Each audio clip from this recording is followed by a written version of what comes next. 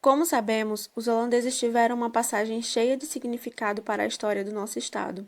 O período compreendido entre os anos de 1630 até 1654 deixou para nós uma grande herança tanto patrimonial quanto cultural. Para conhecermos um pouco mais sobre como os holandeses que vieram para cá naquela época enxergaram esse território, trouxemos algumas gravuras pintadas pelo primeiro paisagista brasileiro daquele período, Frans Post. A coletânea de pinturas aqui apresentadas constam no livro Rerum per Octenium in Brasilia et alibi Nuper Gestarum, do escritor Caspari Barlay. Essa imagem que vocês podem ver agora é a capa do livro citado, uma fonte muito importante para que possamos conhecer o Pernambuco da época de Maurício de Nassau. Alguns de vocês podem estar se perguntando agora, afinal, quem é esse Maurício de Nassau? Ele foi esse senhor que está aparecendo agora para vocês. Essa pintura de Frans Post retrata Nassau e foi encontrada justamente no livro que acabamos de falar sobre. Como vocês podem ver nessa linha do tempo que está aparecendo agora, ele foi um importante governador do Brasil holandês. Durante seu período de gestão, entre 1637 até 1644, conquistou muitas vitórias e também derrotas para os holandeses. Que tal vocês pausarem o vídeo para que possam ler direitinho essa linha do tempo que o professor Evaldo Cabral de Mello nos apresentou no artigo Imagens do Brasil Holandês, 1630 a 1654. Como vocês puderam perceber, os 15 anos que os holandeses ficaram por aqui foram bem movimentados, em especial durante o comando de Maurício de Nassau, que governou por 7 anos, o que é quase metade do período de estada dos holandeses por aqui.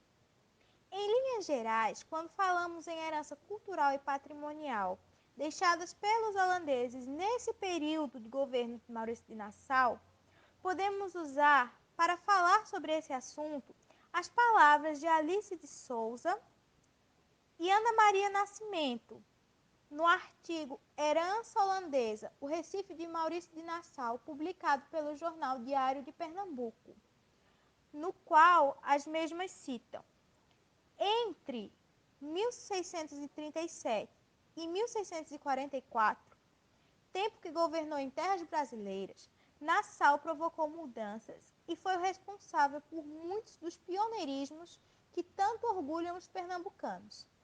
Decretou a liberdade de culto religioso, fez a primeira documentação da paisagem local, criou o jardim botânico, o zoológico e o observatório astronômico, construiu a primeira ponte da América Latina e remodelou urbanisticamente o Recife.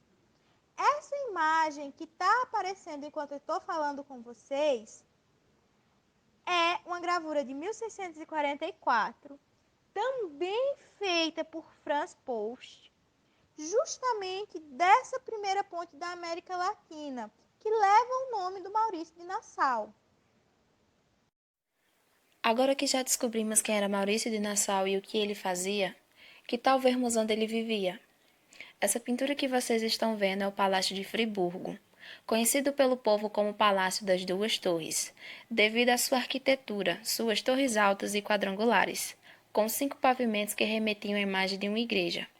Além de embelezar o palácio, as torres também serviam como marco para os navegantes, que podiam avistá-la a cerca de 7 milhas de distância. Uma delas era usada como farol, enquanto a outra serviu como observatório astronômico. Essa era a morada de Nassau. O palácio foi construído na ilha de Antônio Vaz, atual bairro de Santo Antônio, no Recife. No lugar onde ficava esse palácio, hoje se encontra o Palácio das Princesas, sede do governo pernambucano, o Teatro de Santa Isabel e a Grande Praça da República. Nassau adquiriu o terreno em 1639, dando início às obras no ano seguinte e concluindo-as em 1642. Com o passar do tempo, como bem sabemos, as coisas mudam, principalmente quando trabalhamos com um período tão longínquo do nosso, quanto foi o governo de Nassau.